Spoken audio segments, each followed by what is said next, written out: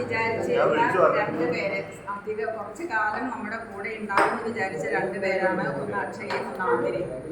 അക്ഷയ ആതിര പോകുന്നുള്ളത് നമ്മൾ സ്വപ്നത്തിൽ പോലും വിചാരിച്ചിട്ടില്ല. എനിക്ക് തോന്നുന്നു അവളും വിചാരിച്ചിട്ടില്ല.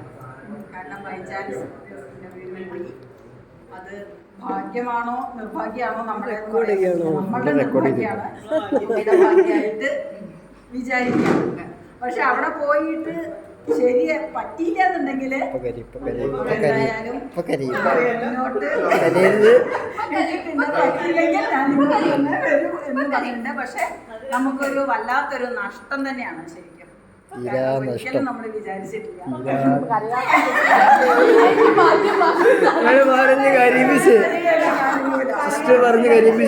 പ്രധാനമായിട്ടും എന്താണെന്ന് വെച്ചാൽ അവളുടെ ഹസ്ബൻഡ് പറഞ്ഞിട്ടുണ്ടായിരുന്നു നൈറ്റ് ഒന്നും ഇല്ല എന്നുള്ളതാണ് അവരൊരു പ്ലസ് പോയിന്റ് ആയിട്ട് കാണുന്നത്. അവിടെ നൈറ്റ് ഇല്ലല്ലോ.